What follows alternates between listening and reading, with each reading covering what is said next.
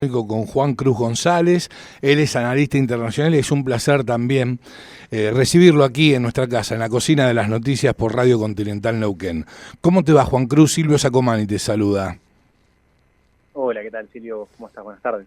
Buenas tardes. Bueno, muchas gracias por atendernos ante todo, muy amable. Bueno, Juan Cruz, en primer término quiero consultarte, ¿sí? Y pedirte en rigor tu óptica de lo que aconteció en relación al ataque iraní para con Israel. Bien, la noche del sábado lo que tuvo lugar fue un ataque por parte de Israel como contraataque a partir de el bombardeo en territorio sirio de parte de Israel sobre un consulado. Este es un hecho que el gobierno israelí no confirmó, es decir, ellos no ratifican haber bombardeado territorio consular. No obstante, Irán sí le atribuye a Israel este ataque, entonces lo que hubo fue un contraataque o una respuesta armada sobre ese hecho que tuvo lugar a principios de abril. Ahora bien, ¿te llamó la atención que solo la República Argentina, el presidente Milei, haya condenado este hecho y a su vez, lo que sostuvo es que no se puede ser neutral contra el terrorismo, ¿sí? Y obviamente le brinda su apoyo incondicional a Israel? Fue el único presidente de toda la región. Así es, la verdad que es una buena pregunta que hasta el momento no me la han hecho y me parece muy interesante porque justamente lo que demuestra un poco, lo que manifiesta o denota es esta intención por consolidar frente al mundo esta nueva doctrina que el presidente Milei comunicó hace ya una semana y media, 2 semanas en Ushuaia, frente a la generala comandante del Comando Sur, valga la redundancia. Y bueno, lo que se está viendo en el resto del concierto de naciones es en realidad una mesura que también llama mucho la atención. Tanto Europa como los Estados Unidos están abogando por una detente, por una desescalada de este conflicto. Y también podemos decir que este hecho en particular que vos, Silvio, mencionás, se da en un contexto en el cual Netanyahu, el primer ministro de Israel, ya venía decayendo bastante su imagen a nivel global porque se empezaba a sentir que los ataques contra la población gazarí de la Franja de Gaza, contra Hamas específicamente, pero bueno, que tenía muchas veces resultados colaterales graves, estaban empezando a mermar su imagen, estaban empezando a generar cierto disgusto de parte del Concierto de Naciones Occidental. Entonces yo creo que está alineado un poco con esa etapa de los acontecimientos. Ahora, lo que está claro en torno al posicionamiento, bien digo, de Javier Milei, es precisamente aliarse, ¿sí?, a diferencia de lo que hizo el kirchnerismo, al mundo occidental, al mundo democrático, porque recordemos que Israel es la única democracia que existe en Medio Oriente. Sí, así es. Esto se da, casualmente o no, 2 semanas después. Bueno, sí, probablemente sea casualidad porque no vamos a atribuirle en realidad a la Corte, a la Cámara de Casación, Sí. conocimiento sobre lo que iba a suceder, ¿no? Sí, Pero sí. a lo que voy es a que justo una semana antes de que tuvieran lugar estos hechos, se expidió a través de un fallo el Tribunal de Casación, alegando que Irán como Estado tenía responsabilidad en lo referente al encubrimiento de lo que fue el caso AMIA. Entonces, Y también en la prácticamente ese Embajada de fallo, Israel, Juan Cruz. perdón, la Embajada de Israel, ni Sí, hablar, lo también, nombra sí, sí, sí, sí. exactamente. Entonces, eso prácticamente transforma a Irán en este momento en un Estado enemigo. Sí.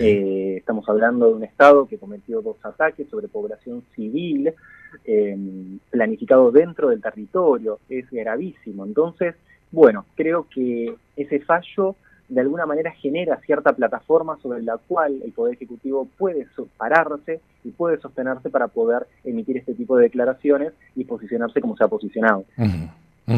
Ahora, el impacto de lo que aconteció en el ataque terrorista de Irán para con el Estado de Israel, ¿qué impacto a nivel internacional considerás que tuvo, pero realmente no es lo que leemos en los diarios? Quiero tu análisis al respecto. Bien, por ataque terrorista te referís al ataque con los 300 misiles. Exactamente, y drones, sí, ataque terrorista. A ver, Irán, por lo menos desde mi punto de vista, creo, sin temor a equivocarme, ya que subvenciona económicamente y financia tanto al Hezbollah como a Hamas, y a raíz de lo que aconteció en Argentina ni hablar, desde mi punto de vista, digo, es un Estado terrorista, sin lugar a dudas para mí, sin lugar a dudas para mí. Por eso menciono este ataque terrorista de Irán contra el Estado de Israel. Bien, nunca no lo había pensado en términos de ataque terrorista, porque al provenir de un Estado-nación, uno lo ve más como un ataque, justamente un ataque armado, ¿no es cierto?, entre países. Ahora, vamos a ponerlo desde la óptica que vos, Silvio, estás mencionando, y yo creo que como ataque terrorista fue sumamente inefectivo, porque en lugar de generar verdadero terror a la población israelí y al gobierno israelí, en realidad lo que generó fue exactamente lo contrario. Israel demostró tener una cúpula de hierro 100% eficiente, o 99% eficiente, tal cual. Hay un 1% que, bueno, sabemos que tuvo consecuencias negativas. Hay una chica joven que está internada con heridas de gravedad, pero el mundo, yo ahora cambio el foco y voy a Ucrania, Zelensky está diciendo, ¿por qué nosotros no tenemos eso? ¿Por qué Estados Unidos no contribuye con Ucrania para poder ayudarnos a establecer una cúpula de hierro similar? A ver, estamos hablando del segundo país más grande de Europa, es distinto, pero bueno, sí, el mundo es lo que está viendo en este momento, creo yo, y cuáles son las consecuencias generales y así geopolíticas en términos bien macro y amplias. Bueno, lo que vemos es que Irán está en una situación de prácticamente aislamiento, está muy ligada al Hezbollah, está muy ligada a Hamas en la Franja de Gaza, está atacando a una Israel que en este momento está fortalecida o se muestra fortalecida, que quiere volver a atacar, que quiere contraatacar, y le están diciendo desde Europa y le está diciendo Estados Unidos, tratemos de charlarlo, hablando así coloquialmente. Sí, ¿no? Por supuesto.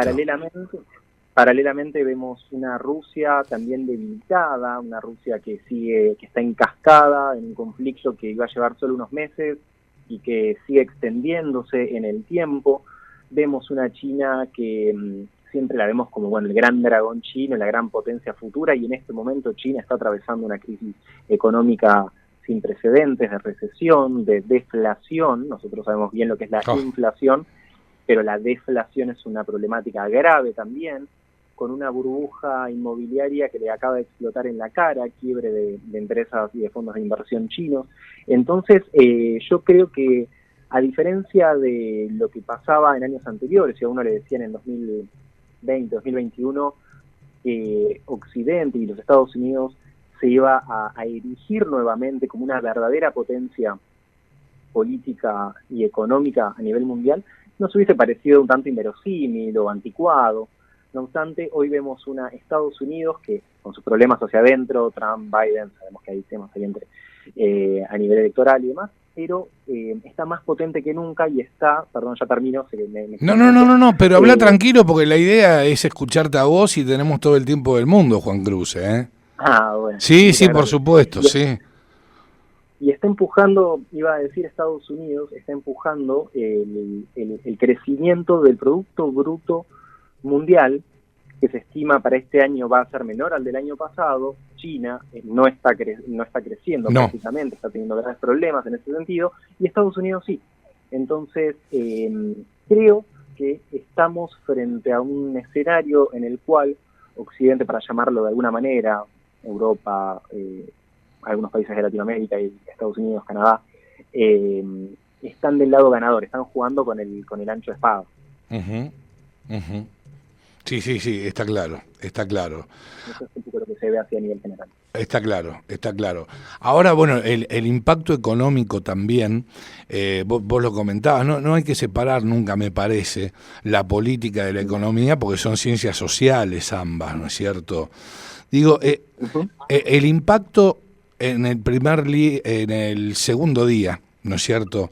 Digo, a posteriori del ataque terrorista de Irán contra el Estado de Israel, insisto, en lo económico fue muy negativo, se desplomaron todas las bolsas del mundo, en fin. Ahora, ya que reina una cierta calma, ¿sí? Reina una cierta calma, porque de haber continuado ese ataque, bueno, estábamos, creo yo, en vísperas a la tercera y última guerra del mundo, ¿sí? Digo, ¿vos considerás que el impacto económico de ese hecho puede llegar a revertirse, dado que no siguió la escalada bélica? Yo lo que haría en ese sentido es una comparación entre los mercados el 25 de febrero del 2022, después del ataque de Rusia a Ucrania, sí, y lo que pasó hoy. Hoy hubo un desplome, una caída que después alcanzó un poco a recuperarse. Apenitas un repunte, un leve repunte. Exactamente, porque en muchos activos la crisis en Medio Oriente ya estaba priceado, es decir, ya formaba parte del valor de muchos activos, como por ejemplo en el caso del petróleo y demás. Mismo las criptos, se esperaba que al ser tan volátiles hay veces que ayudan a ver un poco lo que pasa en ese sentido.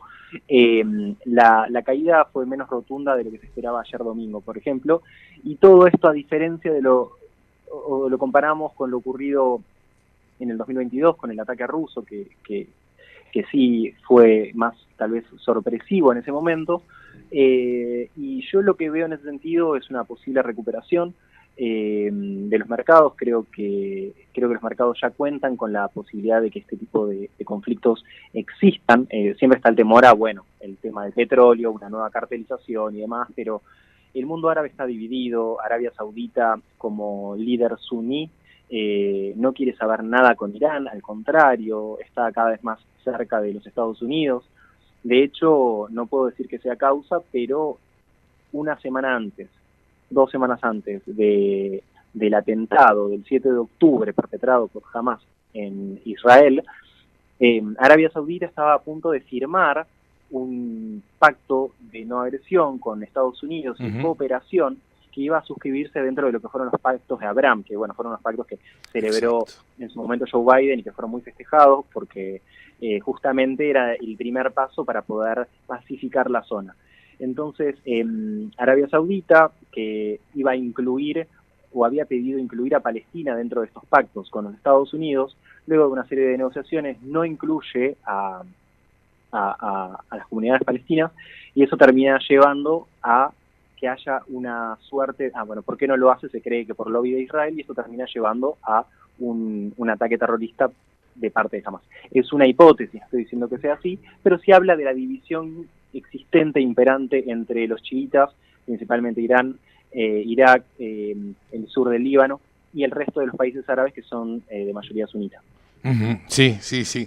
Y ahora, vos sabés que con antelación estaba dialogando con un colega que vive en los Estados Unidos de Norteamérica, es un periodista de fuste, y me comentó algo que yo por lo menos desconocía, y es que una semana antes, ¿sí?, de los ataques terroristas de Irán contra el Estado, bien digo, de Israel, ¿sí?, tanto Jordania como, déjame recordar, Jordania y Arabia Saudita lo pusieron, digamos, sobre la mesa.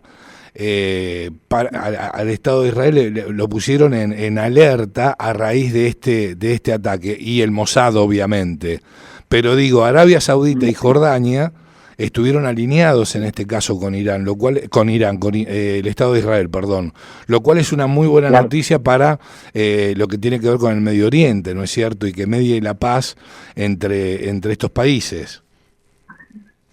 Exactamente, sí. No lo sabía con ese nivel de detalle, pero sí, bueno, puedo comentarte que efectivamente Joe Biden estaba a punto de celebrar un tratado, una suerte de ampliación de los pactos de Abraham, que iba a incorporar a Arabia Saudita. Incluso se hablaba de una incorporación como Estado asociado, no como miembro permanente, a la organización del Tratado del Atlántico Norte, a lo que es la OTAN. Ajá. Algo que hubiese llevado a Irán a una situación de desesperación, bueno, si no es que no lo hizo, ¿no? Pero a una situación de desesperación y aislamiento regional, que hubiese sido terrible. Entonces, yo creo que un poco lo que estamos viendo es, Silvio, como comentabas antes, y haciendo un poco conectando con esto que me comentabas, que es muy interesante, lo que estamos viendo... Claro, lo pusieron en preaviso a Israel, una semana antes. Y convengamos que los drones que lanzó, los drones suicidas o kamikazes, que cerca de 200, si mal no recuerdo, y 100 misiles, que lanzó Irán a Israel, tenían una demora de 12 minutos aproximadamente, por medio de lo cual... digamos, el poder anticipatorio para digamos, poner en escena la cúpula de hierro fue muy importante. Totalmente, sí, así es.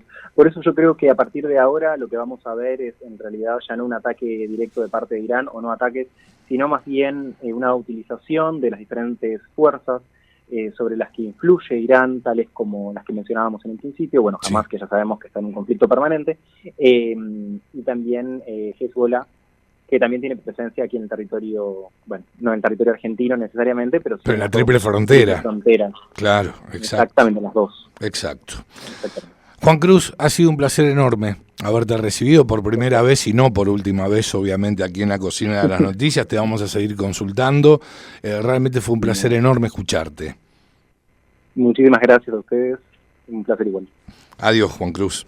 Lo escuchabas a Juan Cruz González, analista internacional. Destaco una frase que es la siguiente. Dicha obviamente por Juan Cruz. Israel quiere atacar a Irán y tanto la Unión Europea como Estados Unidos lo exhortó a que no lo hiciera. Bueno, veremos qué acontece al respecto. Esperemos que, insisto, ¿no es cierto?, que este estado de situación no se dé, porque allí sí nos vamos a encontrar en la antesala seguramente de la Tercera Guerra Mundial. Y esto no lo desea absolutamente nadie.